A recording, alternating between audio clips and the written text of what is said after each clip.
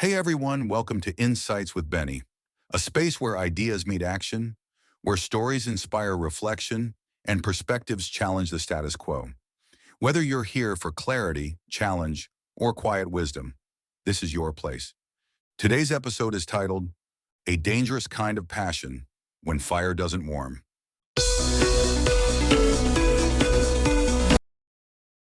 Not all fires are meant to warm. Some scorch everything they touch. But how do you lead when passion becomes destructive? As always, these are straight from the heart of Insights blog. Let's begin.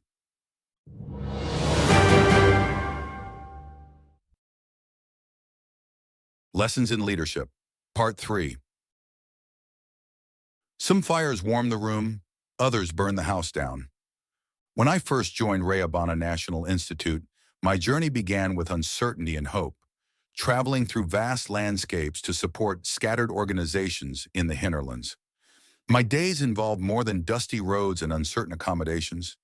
They tested my resolve, taught me resilience, and sharpened my understanding of authentic leadership. Yet nothing could have prepared me for Amanda. Amanda wasn't just a member of Rayabana's National Management Board. She was a force of nature.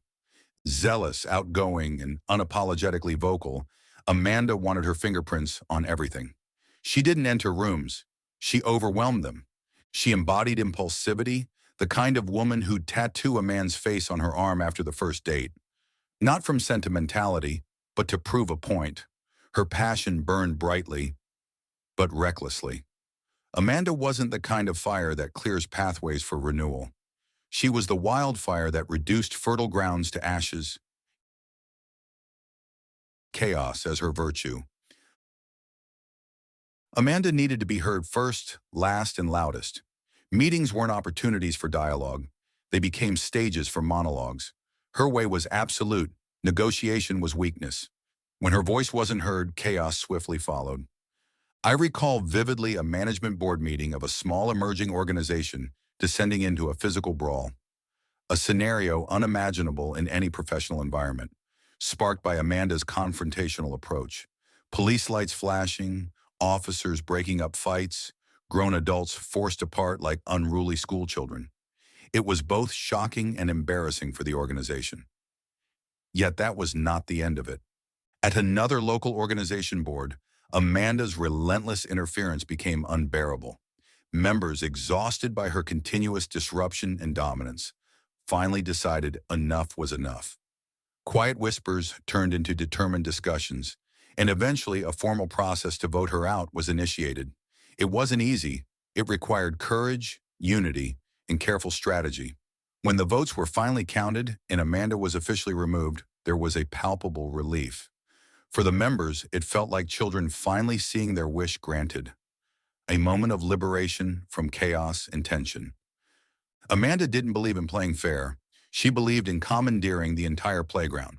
I watched her rewrite an organization's founding documents unilaterally, coercing regulatory approval through sheer audacity. It wasn't leadership, it was dictatorship wrapped in charisma. She commandeered meetings she didn't chair, rendering conveners invisible. Once, she brazenly declared a local management board dissolved.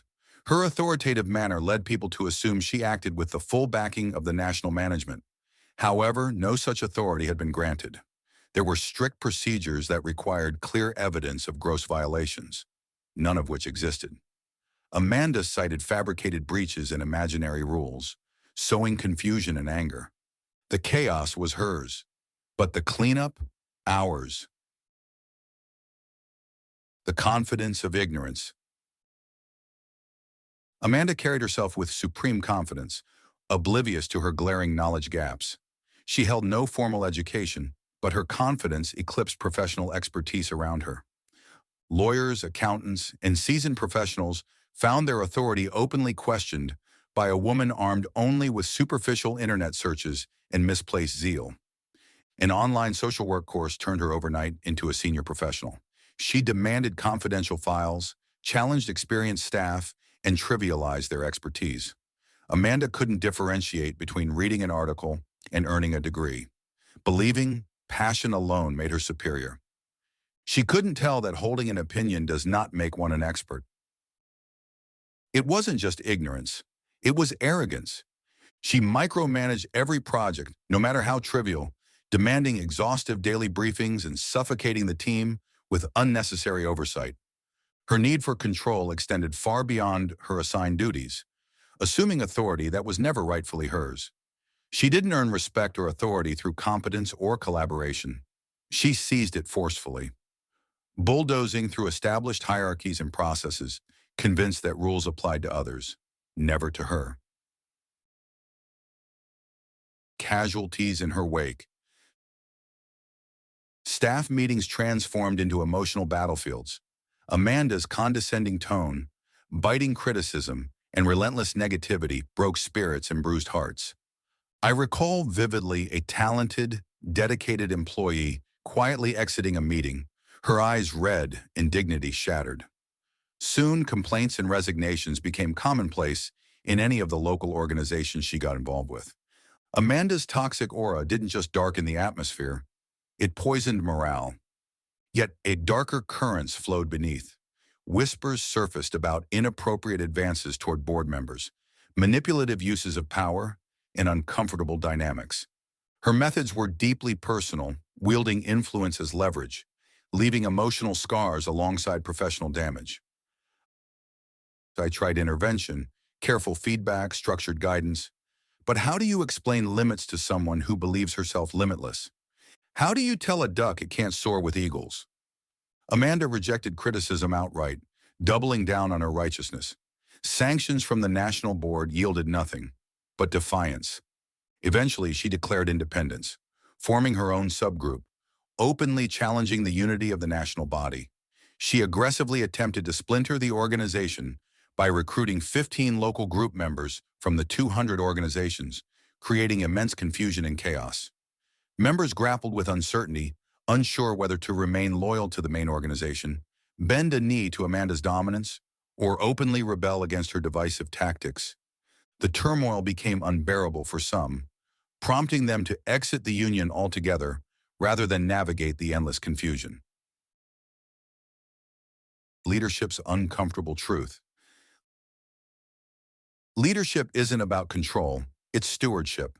Amanda confused volume for influence, coercion for leadership.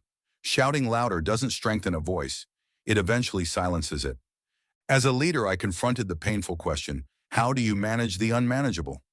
Amanda wasn't just difficult, she was destructive. Her presence didn't merely complicate processes, it corroded the organization's very foundations. True leadership required hard decisions, protecting the greater good over appeasing harmful behavior. It requires strengthening the weak while fighting opposing forces. This wasn't merely about Amanda. It was about ethics. Ethical leadership sometimes demands more than patience. It requires courage. Courage to protect integrity, safeguard well-being, and maintain trust, and build the confidence of stakeholders. Beyond redemption. Some people grow from guidance, others reject every extended hand. Amanda belonged among the rare few who perceive every attempt at help as an affront, every boundary as a challenge. Her defiance wasn't just stubborn, it emerged from a volatile cocktail of insecurity, wounded pride, and deep-seated ignorance. Amanda's pride blocked her from acknowledging her shortcomings. Her ignorance blinded her from seeing wisdom in others. Rather than humility, she chose arrogance. Rather than growth, she clung fiercely to her flawed perceptions. Her resistance became toxic, poisoning every well-intentioned interaction. Her stubbornness transformed constructive feedback into personal insults, guidance into battles, and boundaries into declarations of war. It wasn't just defiance, it was destructive, leaving lasting scars on the organization and everyone around her. Leadership involves offering second chances, but equally important is recognizing when someone is simply in the wrong position. Amanda taught me that genuine leadership requires understanding that not every passionate voice belongs at the helm of reform. The leader of a revolt is not always the best person to lead a reform.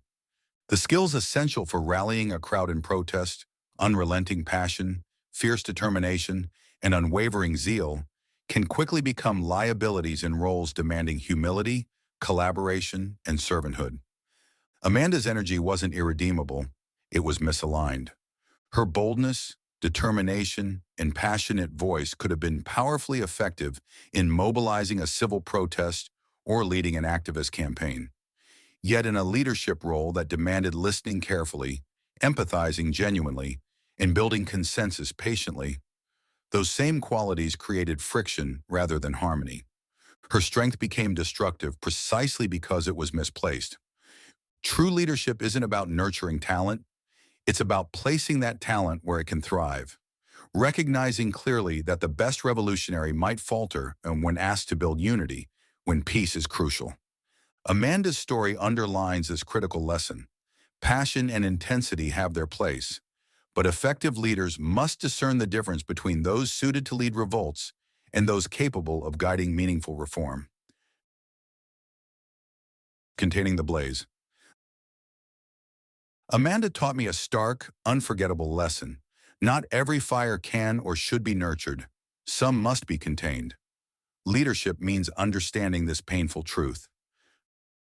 Not every broken thing can be mended. Leadership, conflict management, and ethical conduct aren't just abstract principles. They are decisive, sometimes uncomfortable choices. Amanda was my harshest lesson yet, that sometimes the bravest act in leadership is deciding who must leave the room to save the mission. Leadership isn't always about who you invite to the table, but who you have the courage to send away. Amanda was a fire that couldn't warm, only scorch. Recognizing that was my hardest yet most essential lesson in leadership. I'd love to hear your thoughts. Share them on social and tag me with #DangerousPassion. Please subscribe to my channels, like, share, and help spread the message. Until next time, stay reflective